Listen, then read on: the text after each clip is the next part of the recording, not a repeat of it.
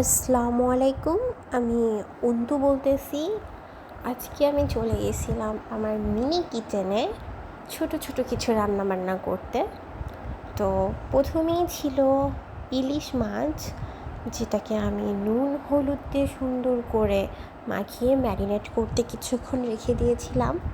তারপরে এক বালতি পানি নিয়ে আসলাম, আর আমার চুলাটাকে সুন্দর করে জ্বালিয়ে আমি তাতে কড়াইতে তেল দিয়ে সুন্দর করে গরম করে নিয়েছিলাম। এটা আমার মিনি কিচেনের সব থেকে কিউট চুলা ছিল। তারপরে তেলটা গরম হলে তার ভিতরে পেঁয়াজ দিয়েছি, মরিচ কুচি, রসুন কুচি এবং কিছু কালো জিরা ফোড়ন দিয়ে নিয়েছিলাম। পেঁয়াজটাতে যখন ভাজা ভাজা হয়ে গেছে, পুরাটা না, পেঁয়াজটা একটু নরম হয়েছে, সেই পর্যায়ে আমি হলুদ গুঁড়া, মরিচের গুঁড়া, লবণ, ধনিয়া গুঁড়া আর জিরা গুঁড়া এই সবগুলা দিয়ে সুন্দর করে কষিয়ে নেব, একটু ভাজা ভাজা করে নেব। তারপরে আমার যে ম্যারিনেট করা ইলিশ মাছগুলা ছিল ওটা আমি সুন্দর করে মশলাটার ভিতর দিয়ে দিলাম, দিয়ে সুন্দর করে কষিয়ে নিতে হবে। বেশ খানিকক্ষণ কষাইতে হবে, কারণ আমি মাছটা কাঁচা রান্না করতেছি। আর কাঁচা মাছটা যদি আমি সুন্দর করে না কষিয়ে নিই তাহলে এটা আসলে খেতে মজা লাগবে না।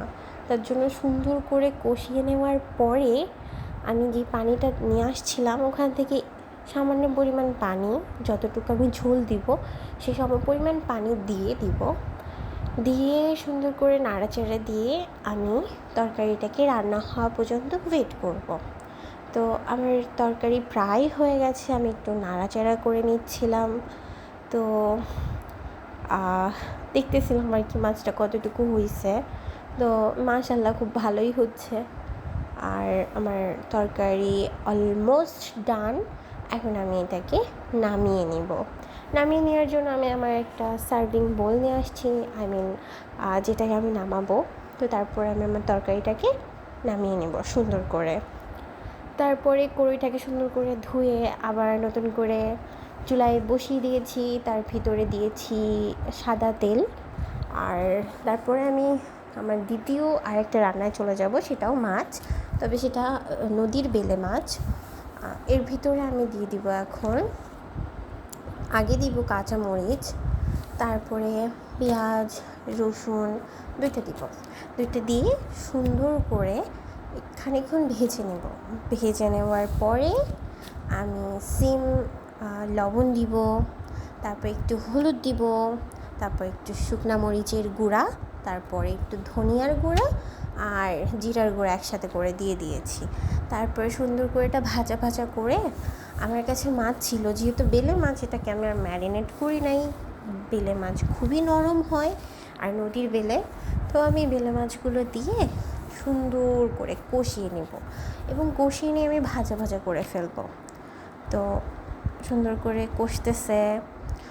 কষাই নিয়ে এটা আমি পানি ইউজ করবো না, যেহেতু আমি এটা শুকনা করতে চাচ্ছি। তো শুকনা তরকারি করার জন্য আমি এটাকে করে ফেলবো। এবং আমার তরকারি অলমোস্ট রেডি, নামিয়ে নেওয়ার মতো হয়ে গেছে। এখন আমি তরকারিটাকে নামিয়ে নেব। তারপরে আমার আরেকটা মেন যেটা রান্না বাকি আছে সেটা হলো ভাত রান্না করার জন্য আমি চালটা ধুয়ে নিয়ে আসছি, তার ভিতর পানি দিয়েছি। পানি কম হয়ে যাওয়ার কারণে আমি বালতির থেকে পরিমাণ মতো পানি হাঁড়িতে দিয়ে সুন্দর করে ঢাকা দিয়ে দিলাম। বেশ খানিকক্ষণ পরে আমার ভাত রেডি। এখন আমি আর কি খেতে সার্ভ করব। প্লেটের ভিতরে ভাত দিয়ে দিলাম, তারপরে পরিমাণ মতো ভাত নিলাম সুন্দর করে প্লেটে, তার ভিতরে মাছ নিলাম, বেলে মাছ 4 পিস এবং ইলিশ মাছ যেটা আমি রান্না করেছি সেই ইলিশ মাছের পুরো একটা, মানে 3 পিস রান্না করে সুন্দর করে আমি প্লেটের দুপাশে বেড়ে নেব। আর কিউট একটা প্লেটে আমি এটা বেড়েছি। আর আমার চুলা তখনও জ্বলতেছিল, তো আমি আগে আমি প্লেটটা সাজিয়ে নিই। তো এই যে আমার প্লেট রেডি। আমাদের মিনি কিচেনে আজকের আয়োজন ছিল এটাই আমাদের দুপুরের খাবার। তো কেমন লাগছে সবাই বলবেন, ভালো লাগলে একটা লাইক, শেয়ার, কমেন্ট করতে ভুলবেন না।